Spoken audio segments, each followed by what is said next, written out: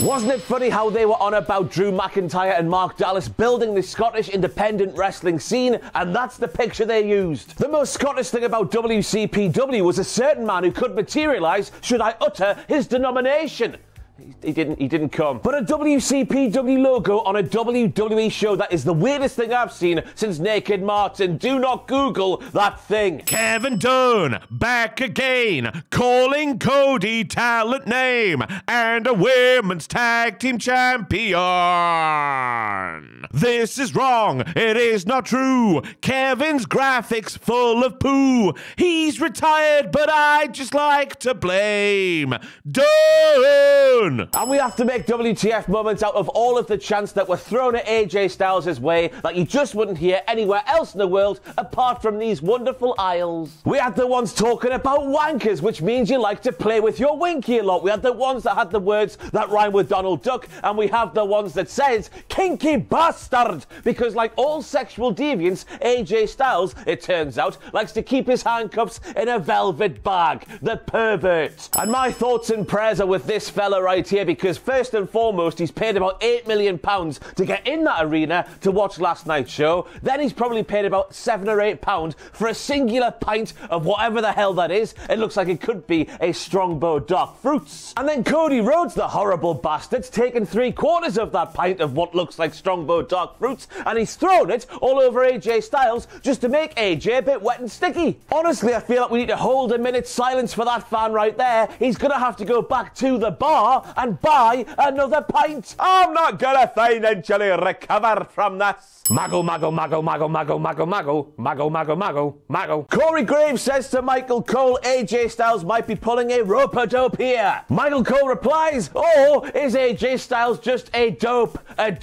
Now I can't work out if this is the best thing Michael Cole has ever said or the worst thing he said since that Triple H entrance at WrestleMania 35 where he ruined it by saying, isn't that so cool, guys? Please let me know in the comments down below. And of course we get to this moment here where AJ Styles was struggling to wrap that belt around the head of one Cody Rhodes. And I just kept thinking to myself, it's not the first time that AJ Styles has struggled with the concept of something spherical-ish now, is it? I do declare, I'm just saying there's a chat. Now I saw that sign there and my first thought was, I don't think he does. If anything, I do think that Cody Rhodes looks up to Adam Pacitti, because Adam's really tall, but I reckon if he wanted to, Cody Rhodes could break Adam's neck. You love it! Randy Orton had his wrestling gear on last night, even though he didn't have a match booked for last night's show, which means, everybody, that Randy Orton is the John Terry of WWE. He thought to himself, whoa, there might be rave reviews about Clash at the Castle 2024. This, of course, took place in a pre-Drew McIntyre losing world last night, so he thought, hey, I'll put my gear on, go out there, make it look like I've wrestled, so when the history books look back on this show and say, whoa, Randy Orton in his gear, he must have done wonderfully well. He's an utter poo house. Now imagine paying hundreds of pounds to go to a WWE pay-per-view and taking a sign that bigs up an angle, a really bad one, in another company. Now I bet WWE got really sad upon seeing this sign here, and the powers that be would have shed tears all over the money, your own personal money, that you gave to them. You really got them there, didn't you, you freak? By God, that Jade Cargill hot tag portion of the match. Now the rope bit where she fell flat on her arse, that can happen in professional wrestling matches, as we'll get on to later. There's a chance, I'm going to say, that the ropes used on last night's ring were a bit tighter than they are normally, and the canvas was a bit looser. I'm going to put it out there, tinfoil hat on, that was not a regulation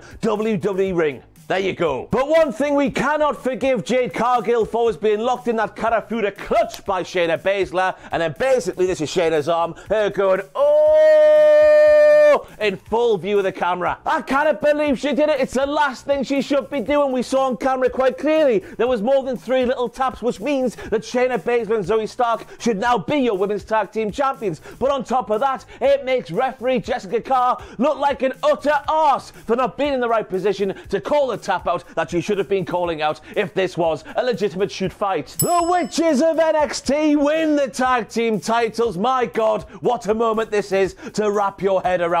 firstly, the sheer shock of a women's tag team who basically haven't been used at all since being moved sideways from the brilliant NXT to the main roster, winning the tag team titles mere days after being squashed by Shayna and Zoey on Monday Night Raw, then winning. I cannot believe it. Second of all, if you are of a Scottish perspective, you're thinking, oh my God, that's the big hometown victory. There is no chance that Drew McIntyre is going to win now. There is sadness in me eyes. And thirdly, Alba Fyre. Obviously, we've all read the tragedy her and her family have been through recently with her mother. So for her to make it through that, perform at a show last night, hold it together, get through it, get the big moment, up the Alba Fyre. What a moment. I mean, this is not the first time Adam Pacitti and a small child have been captured together in public, is it? I mean, him and Jack do videos on this very YouTube channel all the time. What do you think I meant? Jesus. For the second premium live event in a row, Sami Zayn has been caught air-wanking in public. Quite frankly, somebody needs to sort this man and OnlyFans out before it's too late. And we need to give this sickening thing right here a WTF moment, because Chad Gable landed right on the top of his head, which will have compressed his neck, which led to the potential loss of a couple of inches in height, and he can't afford to lose any more height. Any more height lost via a neck that looks like this, and we'll have to actually start calling him Shorty G. And we've got to make that Bayley reindeer sign a huge WTF moment, because Bayley, Pamela, please go and alert the authorities. There's no doubt that fella there's been thinking about hanging curtains and other dirty household chores. So get this right, Wade Barrett must have been booked for the post-show show last night, and who I can only assume to be dun dun dun dun dun dun dun dun dun stuck a picture of Corey Graves where Wade Barrett should have been, meaning in that moment Corey Graves thought he was going to have to do Wade Barrett's job, when Corey Graves and Michael Cole had all plans of getting merry. Michael merry, Michael merry, merry, merry. I mean, I guess you could say production staff who clearly used the wrong picture right there.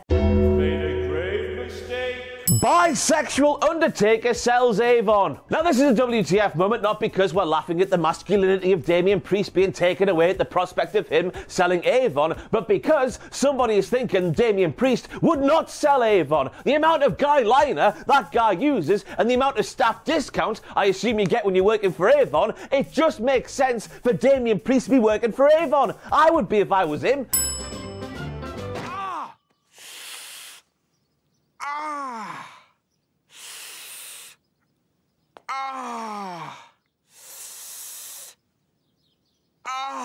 So we saw after the show went off the air last night that CM Punk was backstage just watching Drew McIntyre versus Damian Priest. He saw the referee go down. He said, "Hey, Jessica Carr, can I have your spare referee shirt?" She was like, "Are you sure?" Like he's trying to cash in Money in the Bank. Eventually gave him one, and out Punk went to do what he did. He cannot predict the future like some people I saw last night on the social medias claimed. He's just a bastard who gets rock hard at the thought of pettiness, and pettiness is what he did there. But for a man who spent as much time on social media as Drew McIntyre does, I find it shocking that he seemingly had no idea that CM Punk was in Glasgow yesterday. We all saw the pictures of CM Punk in Celtic's club shop, but Mr. X, my God, that makes him sound like a porn man, doesn't it? I mean, there is a chance that Drew McIntyre has the term CM Punk muted on X.com, but still, surely somebody added Drew McIntyre with that picture so he would have seen it, and therefore been able to get the measures in place to stop CM Punk getting in that arena at all last night.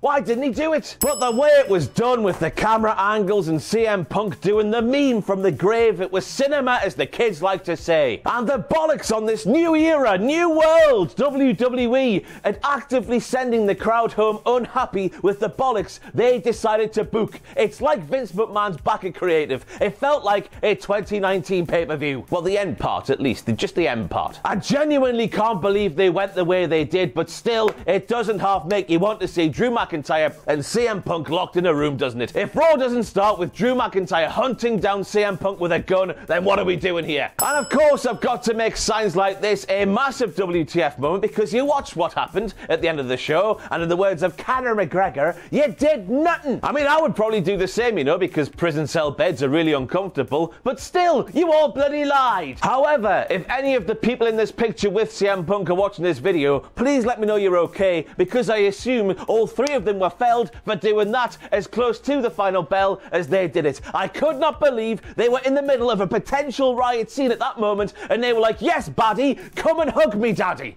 Very strange indeed.